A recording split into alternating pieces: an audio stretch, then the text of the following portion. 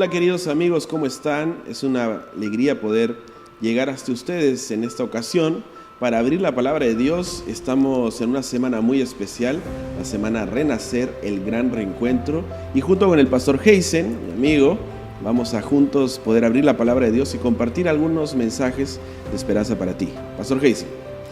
Gracias, Farid, Pastor Farid. Es una bendición poder estar conectados a través de este medio y una modalidad diferente. Quizás es nuestra primera experiencia en una forma de estudiar la Biblia a través de este tipo de estudio, un conversatorio con un mensaje de esperanza que nos ayuda a renacer para tener un gran reencuentro con Jesús.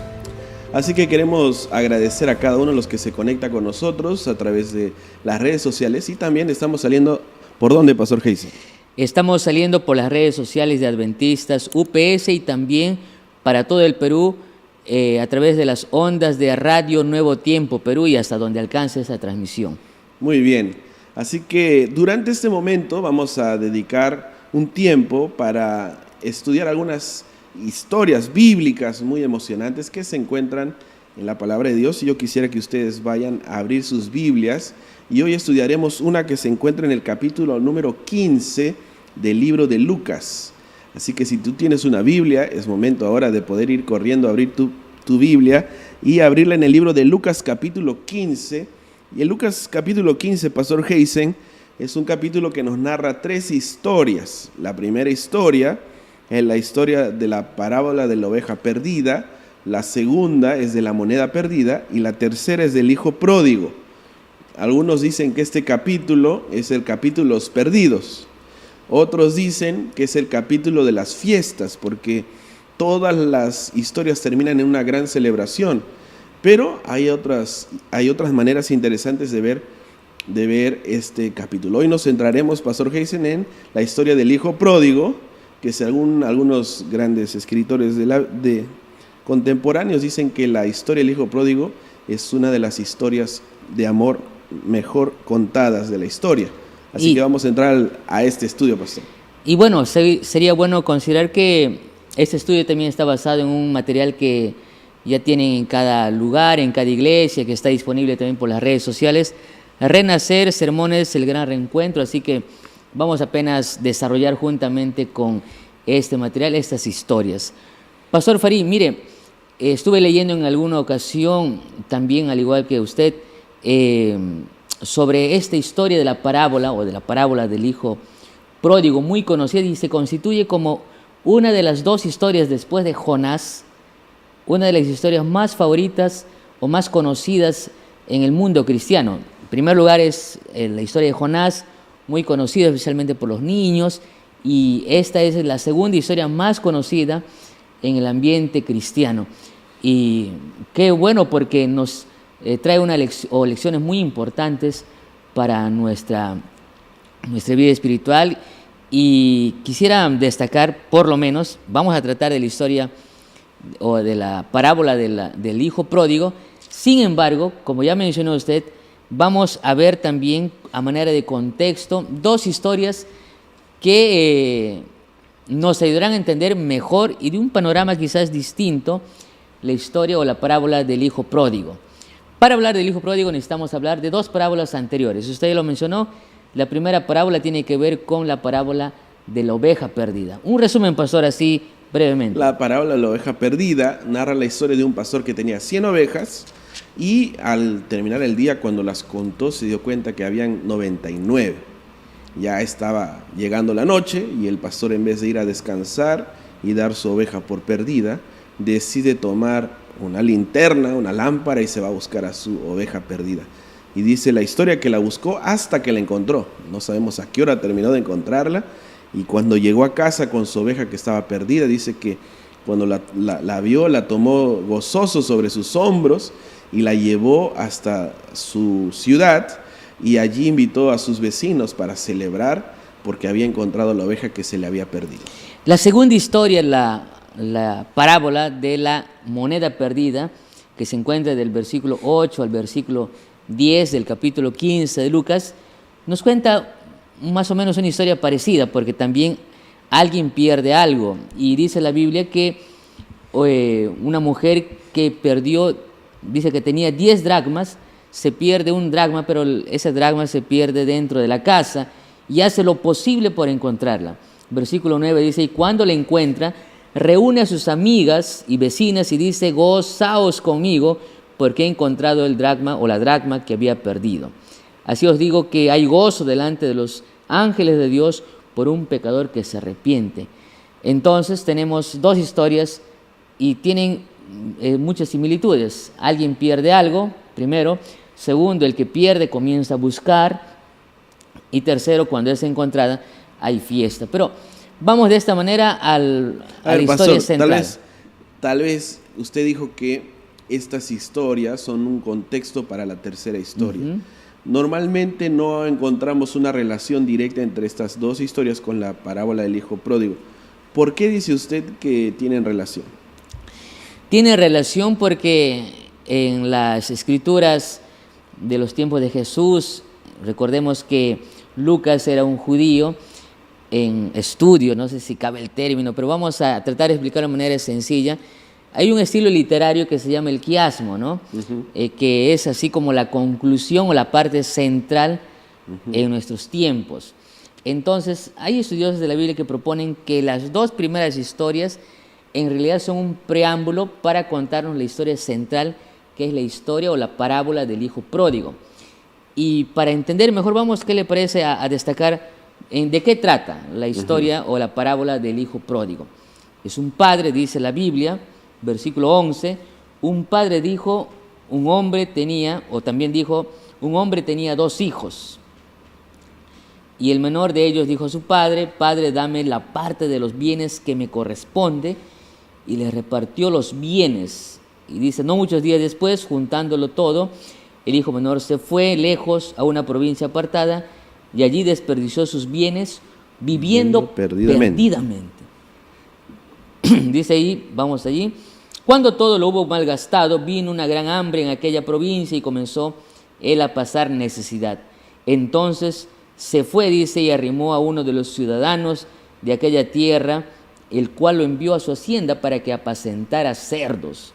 Versículo 16, deseaba llenar su vientre de las algarrobas que comían los cerdos, pero nadie le daba. Volviendo en sí, dijo, ¿cuántos jornaleros en casa de mi padre tienen abundante pan, y yo aquí perezco de hambre? Me levantaré e iré a mi padre y le diré, Padre, he pecado contra ti, contra el cielo y contra ti. Ya no soy digno de ser llamado tu hijo, hazme como uno de estos jornaleros. Bueno, la historia es muy interesante. Vemos aquí, como dice la Biblia, empieza diciendo que un hombre o un padre tenía 2 hijos, ¿no? El hijo menor, es muy conocida la historia, el hijo menor pide la heredad a su padre. Dice, el padre, dame lo que me corresponde. ¿No? Vamos a sacar unas lecciones primero, ¿no? Todos, bueno, la mayoría quizás va a entender mejor si es padre. ¿Eres padre de familia, Pastor Farí? Gracias a Dios. Tenemos 2 hijos, ¿verdad? Ambos. Yo tengo los míos y tú tienes los tuyos. Ambos tenemos, 2 hijos tenemos cada uno, ¿no? Ahora, es interesante cómo empieza diciendo la Biblia, un padre tenía 2 hijos. Sí. Y los hijos no son iguales todos, ¿no? Son de la misma fábrica, pero salen diferentes. ¿No? Ambos, vamos a decir así, comen lo mismo, son educados de manera similar por una mamá, pero son diferentes.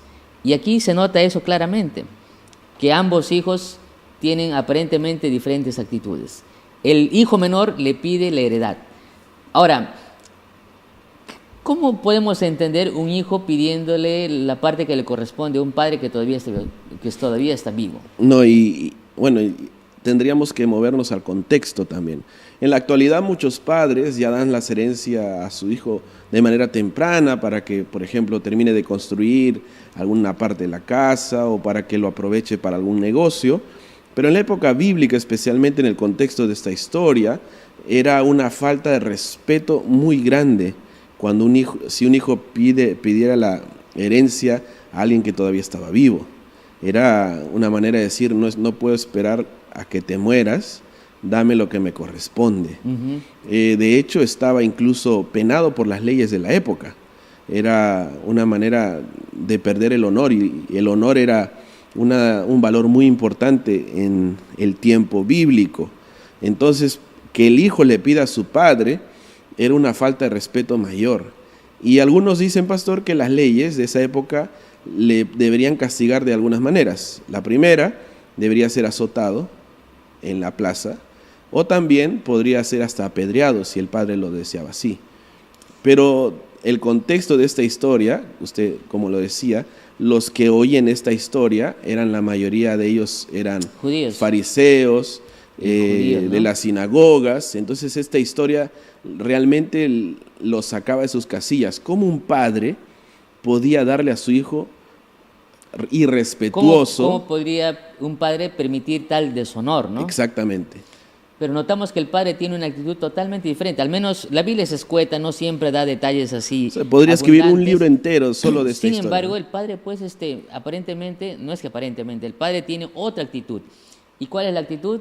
De Libre albedrío. libre albedrío, ¿no? Que bueno, ya, si tú quieres, y efectivamente dice que el padre no nos dice cómo ni cuánto, pero todo lo que le correspondía, finalmente el padre le Y entregó. ahí hay un agravante mayor, porque dice aquí en el texto que dice que le dio los bienes.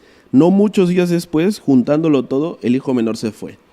Quiere decir que el hijo rápidamente vendió su parte. Claro, porque imagino que no todo fue en bienes, ¿verdad? O sea, le entregó en bienes y él tuvo que hacer una transacción o Claro, venderlo. ahora la pregunta lógica es, ¿cómo haces para vender rápido algo? Rematas. Hay gente que realmente se demora mucho tiempo en vender casas, terrenos, especialmente esas compras mayores, ¿no? No muchos días después del texto. Dice el texto, no muchos días después. Quiere decir que en realidad el hijo menor lo que hizo fue rematar lo que al padre le costó tanto trabajo. ¿Cuántos años? Ahora, otro detalle que es importante destacar es que cuando el padre le heredó al hijo y dice, le dio la parte que le correspondía, también automáticamente le heredaba al hijo mayor, ¿verdad? Exacto, Y ahora, ¿dónde viviría el padre? en la casa del hijo mayor. En la casa del hijo. Ese detalle es importante no olvidarnos porque va a ser importante al final de la historia. Otra segunda lección que quisiéramos destacar es que el hijo, dice, se va a malgastar, pero hay una frase, una declaración importante, dice, versículo 13, no muchos días después, juntándolo todo, el hijo menor se fue a una de las provincias apartadas, pero viene una frase interesante, y allí dice, el hijo menor se fue lejos, primero, a una ciudad apartada. O sea, se fue, en el texto original griego sería lejos, muy lejos. O sea, no le bastó irse lejos, sino es una forma de decir, se fue a donde no lo pueden encontrar. Tal vez, recordando la introducción que usted dijo, como Jonás se fue al lugar más lejano que había en la época de Jonás. Igual este hijo se fue lejos y viviendo, dice el texto, perdidamente. Ahora, la pregunta es, Pastor Farilla, para ir, ¿a dónde o qué podemos encontrar lejos, bien lejos de la casa del Padre? Bueno, en realidad es interesante que cuando vuelve el hijo, el padre dice, este hijo muerto era y ha resucitado. Podríamos decir que lejos del padre solo hay muerte. Por lo que leemos en la Biblia, podemos notar que no fueron todos los días pues comiendo ahí entre cerdos y viviendo. Aparentemente tuvo un tiempo de alegría, de bonanza, de tranquilidad, de felicidad, si cabe el término. Él desperdició, dice, perdidamente. Y yo creo que en algún momento muchos que se han apartado de Dios o se han apartado de la casa del Padre, en algún momento dicen, bueno, no era tan malo estar fuera del mundo, ¿no? Y hasta celebran o disfrutan lo que quizás un tiempo les era prohibido, entre comillas, o ellos quizás anhelaban. Es como que hay algo en nuestra naturaleza humana que nos lleva a ir lejos de la casa de Dios. Entonces, por un momento el hijo pródigo, este hijo, sintió, oye, no era tan malo, mira, estoy empezando a tomar, porque la historia es judía, a emborracharme, estoy comiendo esto, estoy haciendo cosas que en mi casa no me dejaban, pero un momento, lejos de la casa del Padre, lejos, bien lejos, él siente lo que normalmente la gente siente cuando se acaba el dinero, cuando ya no la salud no está como antes. No solo cuando se acaba el dinero, incluso habiendo demasiado dinero igual. No hay la paz, ¿verdad? Exactamente. No hay la paz. Y este hijo, pues, en el contexto de la historia, nota que finalmente su dinero se desperdicia y se queda sin un $1. Y para colmo dice el texto que viene una gran hambruna, y incluso remarca, crisis, dice ¿no? que fue y se arrimó a un hombre.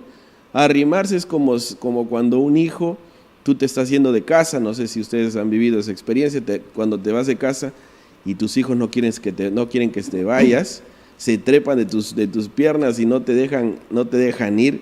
Yo me imagino algo así, el hijo pródigo, yendo a uno seguramente de los amigos que él tenía, donde él había gastado su dinero, se arrimó y este hombre no le quedó más que darle el trabajo que para un judío era repudiable. Yo me imagino a los fariseos escuchando que el hijo pródigo fue a apacentar cerdos.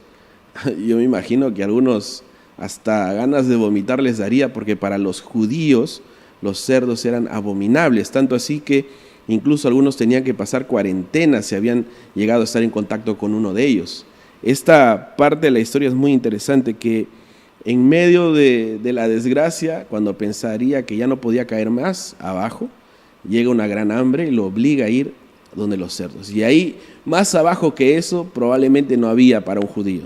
Claro, eso es importante, ¿no? Porque, o sea, el contexto, la gente, el auditorio de este mensaje son fariseos, son escribas, es gente judía. Si ya para un judío era el colmo, era terrible relacionarse con un cerdo, o sea, cuidar cerdos, ya el colmo de los colmos, o sea, es querer comer la comida de un cerdo. Claro, o sea, uno podría decir, más abajo que cuidar cerdos no había, pero hasta los cerdos estaban por encima de él porque ellos tenían que comer y el hijo no tenía. Ahora, imaginemos escuchando esa historia a los judíos, ¿no? Definitivamente se rasgaban las vestiduras, ¿no?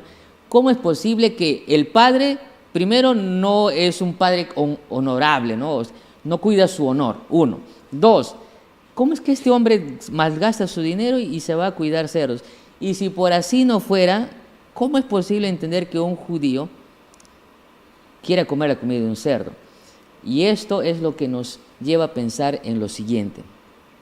Pastor Farín, ¿cuántas veces hemos escuchado historias y quizás estamos hablando en este momento para alguien que efectivamente se ha alejado de Dios, se ha alejado de la iglesia? Tú cantabas en los coros, asistías al club de conquistadores. Eras anciano de iglesia. Estudiaste en un colegio adventista o eras líder de la iglesia, anciano, y quizás hasta estudiante de teología, no lo sé. Pero tú no te puedes imaginar qué cosas lindas y hermosas puedes hacer cuando estás conectado con Dios. Pero Pastor Farid, del mismo modo, queridos amigos, tú no te puedes imaginar, querida amiga, joven, tú no te puedes imaginar qué cosas terribles, tristes, lamentables, funestas, desgraciadas puedes hacer cuando estás lejos de la casa del Padre. Y ahí está, eso es lo que quiere decir Jesús. Cuando tú te vas de la casa del Padre, no solamente vas a caer, sino vas a caer tan bajo. O podríamos aplicar el texto diciendo que cuando uno se aleja de la casa del Padre, empieza a morir. Sí, porque eso es lo que finalmente elijo el Padre. Ahora, viene a mi mente, Pastor Farí, estuve en Puerto Maldonado, en una ciudad aquí en el Perú, en la selva del sur del Perú, y una persona me decía, yo fui hija de pastor. O sea, soy hija de un pastor evangélico. Yo siempre soñé casarme de blanco, con mi padre, que me case en el templo, en una iglesia, pero me decía, pastor, yo ya no puedo volver a la casa del Padre, no puedo volver a mi casa porque yo he caído. Me dice, la gente que hace mal y que vive una vida terrible, corrupta, triste, tienen perdón de Dios porque ellos nunca supieron. Pero yo toda la vida, desde muy pequeña, yo toda la vida viví escuchando la palabra de Dios, escuchando el camino correcto, escuchando una forma de vida diferente, pero hoy finalmente estoy lejos de Dios, hago cosas que jamás en mi vida me hubiera imaginado hacer. Y es que cuando nosotros nos alejamos de la casa del Padre, Pastor Farid, no podemos imaginar hasta qué punto podemos llegar a caer. Hasta tener hambre de la comida de los cerdos. Yo creo, pastor, que las crisis son muchas veces las mejores maestras y que nos enseñan el camino de regreso a casa. Alguien dijo que muchas veces Dios permite que caigamos en cama porque es la única manera en que vamos a mirar al cielo. No hay otra forma. Hay gente que necesita un golpe fuerte, un accidente, o no, Dios no causa eso, pero permite un accidente, una enfermedad, una situación, una crisis económica, quizás un desempleo, porque es la única forma en que vamos a recapacitar y recordar lo que realmente es o significa vivir en la casa del Padre. Y es allí cuando el hijo, y me encanta esta parte, cuando está queriendo robarle la comida a los cerdos, dice que volvió en sí. ¿Qué significa volver en sí? ¿Alguna vez usted ha visto a alguien volver en sí, pastor? Claro, recapacitar, ¿no? Estás yendo ahí y dices, ¿qué estoy haciendo? O alguien que se desmayó normalmente, También. ¿no? Tenemos imágenes de la infancia, de por ejemplo el Chavo, ¿no? Volvía en sí cuando le tiraban agua. Volver en sí es reaccionar. Y a veces son esos golpes. Me gustó mucho la aplicación que a veces tenemos que estar en cama para mirar al cielo. De la misma manera, este hijo pródigo, dice aquí el texto, que recordó su casa y dijo, versículo 18 o 17, ¿cuántos jornaleros en la casa de mi padre tienen abundancia de pan y yo aquí perezco de hambre? Habría que recordar, pastor Heisen, ¿quiénes eran los jornaleros? Los jornaleros eran aquellos obreros que trabajaban para ganar lo suficiente para vivir un día. Entonces, no sé si en algunas ciudades todavía hay. Yo recuerdo en Huancayo haber visto una plaza especial donde están todos los obreros. Entonces llegaban las camionetas y decía, ya, yo quiero 3 pintores, 4 gasfiteros, y se subían a la camioneta. ¿No? O cosechadores, exactamente, albañiles. Entonces subían a la camioneta y se iban. Y lo que los jornaleros ganaban por el día era lo suficiente para vivir un día. Pero me gusta porque el texto dice, ¿cuántos jornaleros en la casa de mi padre tienen abundancia de pan? La pregunta sería, ¿un jornalero podría tener abundancia? En realidad no podría tener abundancia, porque les daban lo suficiente para que una familia viva por un día. Quiere decir que los jornaleros no tenían abundancia.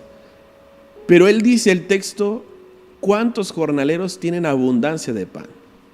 Quiere decir que el hijo recordó que su padre era bondadoso, que él tenía un padre lleno de amor, que hasta los jornaleros les daba más de lo que era comúnmente aceptado en esa época. Estaba diciendo, yo he perdido todo, ¿no? Podríamos decir, él perdió su dinero, su futuro, tal vez no dice que tenía una familia, tal vez lo perdió todo. Y es cuando él pierde todo que se da cuenta de que hay algo que no ha perdido. Y ese es su padre. De la misma manera, muchos de los que están escuchando esta noche, pastor Heisen, puede ser que hayan sentido que hayan perdido su familia. Algunos que están escuchando ya no viven con ellos. Algunos que están escuchando probablemente también han perdido sus trabajos. Algunos han perdido la salud, como decía usted, están en cama mirando al cielo. Y algunos sienten que lo han perdido todo. Yo en esta oportunidad, pastor, queremos decirles a ellos que hay algo que no podemos perder, y eso es nuestro Padre Celestial.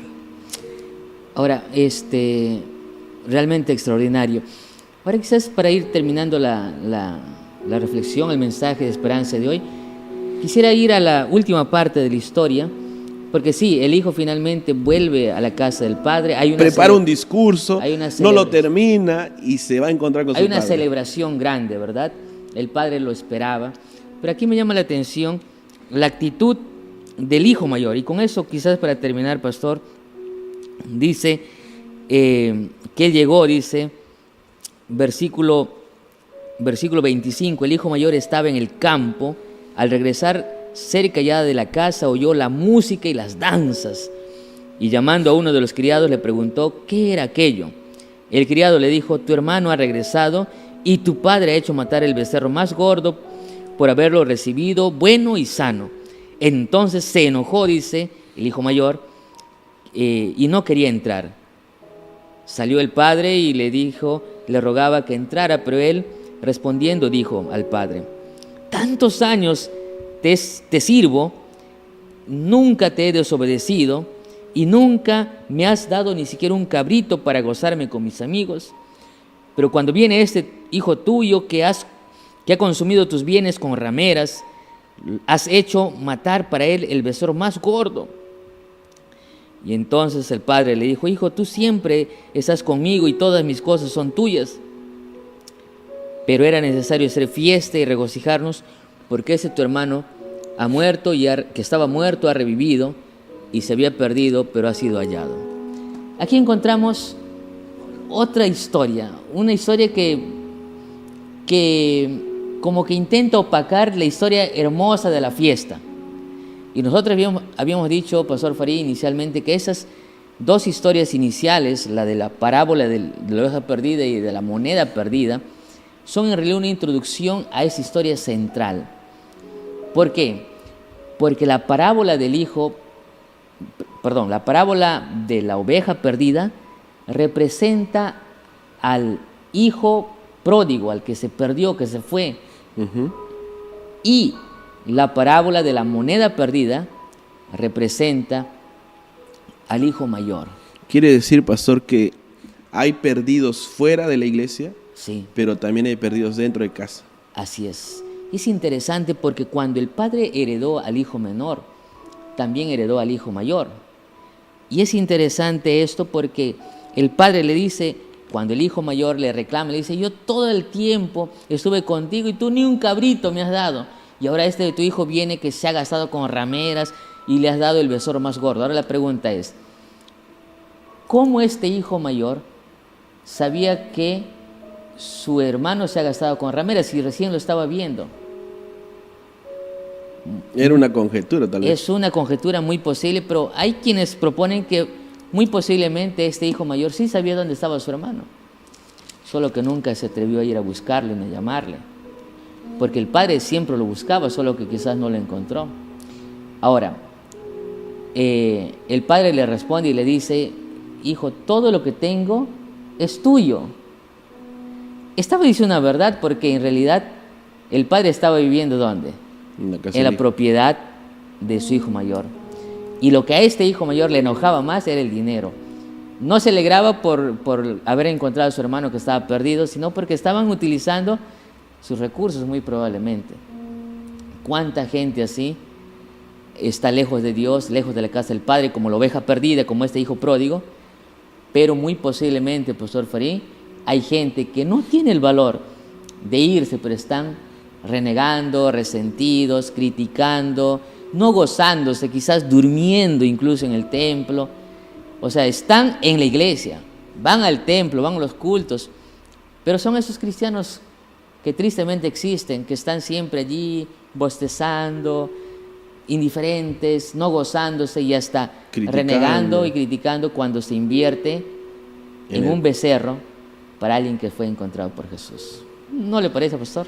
Pastor, creo que es una linda manera de terminar este momento, hablándole a los que se quedaron en casa. Pero tal vez podemos cerrar este estudio de la Biblia hablándoles a aquellos que están lejos de casa, que se fueron a vivir a una provincia apartada, que en algún momento dijeron: estoy cansado de estar en la iglesia, las reglas no me permiten disfrutar, mis amigos disfrutan, yo estoy aquí.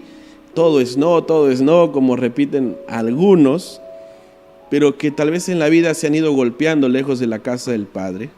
Aquellos jóvenes o aquellos hermanos y hermanas que están escuchando esto, que algún día formaron parte de una iglesia, pero hoy lejos de casa se dan cuenta que al mirar y recordar al Padre, recordamos que eran unas épocas felices, que esas épocas en la iglesia eran épocas alegres. Me imagino que yo tenía un amigo que volvió a la iglesia después de un tiempo y me decía, de vez en cuando en mi mente venían los himnos que yo cantaba de niño, y cada vez que venían a mi mente yo me fortalecía, derramaba algunas lágrimas, porque recordaba con añoranza, con cariño, el tiempo que viví en la iglesia y nunca lo valoré. ¿Saben? Las crisis son las mejores maestras que nos muestran el camino de regreso a casa. Y esta es tu oportunidad para regresar a casa. Recuerda que tenemos un Padre bondadoso que nos está esperando, que quiere vernos regresar. Y cuando regresó el hijo pastor, dice que el padre corrió y se echó sobre sus hombros y lloró con su hijo de la alegría de verlo regresar. De la misma manera, nuestro Padre nos está esperando, está siempre atento a la decisión nuestra de volver a casa. Y cuando lleguemos a Él, nos recibirá con un abrazo, con un beso. Dice que se echó sobre su cuello, ¿no? Es un abrazo de esos abrazos de gente que realmente se ama y no ha podido verse mucho tiempo. Tal vez hay alguien que hoy está llorando por dolor, por algún problema, tal vez por problemas de salud, por la pérdida de alguien. Vuelve a casa. Tal vez alguien que ha perdido su familia nos está escuchando. Tal vez alguien que ha perdido el estar en contacto con sus hijos por sus propias decisiones, tal vez en consecuencia de sus malos actos. Vuelve a casa. Dios nos está esperando en casa. No sé si hay alguien incluso hoy que ha perdido incluso hasta las ganas de vivir. Tal vez para algunos no tiene sentido más su vida porque lo ha desperdiciado todo, ha desperdiciado sus bienes, su juventud, su salud, viviendo perdidamente. Pareciera que no hay un camino de regreso, pero ¿sabes qué? Queremos decirte en esta oportunidad, vuelve a casa, que nuestro Padre nos está esperando con los brazos abiertos porque es posible recomenzar. Y yo no sé dónde estás escuchando este mensaje de esperanza, no sé si estás a través del Facebook, del YouTube, quizás por Radio Nuevo Tiempo, por cualquier plataforma. Y quizás, Pastor Farí, hasta en diferido, ¿no? Es otra fecha, otro tiempo. Más quiero decirte que nadie puede ser feliz nadando en aguas oscuras, turbias, después de haber nadado en aguas cristalinas. Ya lo dijo el Pastor Farí, no es tarde para volver. No importa dónde estés, lo que estés haciendo, no importa si has planificado más adelante.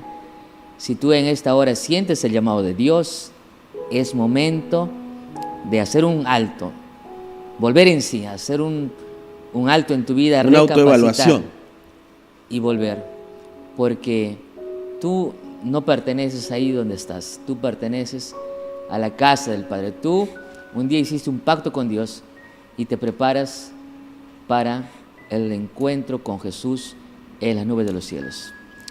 Muchas gracias por acompañarnos en este corto estudio de la palabra de Dios. Esperamos que pueda ser una oportunidad para que puedas volver a casa y puedas recordar que en la casa del Padre siempre habrá abundancia de pan. Que Dios te bendiga. Gracias, Pastor Heisen. Estamos juntos. Durante esta semana estaremos presentando una historia bíblica nueva. Así que te esperamos en esta transmisión del todo especial en ocasión del gran reencuentro. Que Dios los bendiga. Un abrazo. Feliz noche.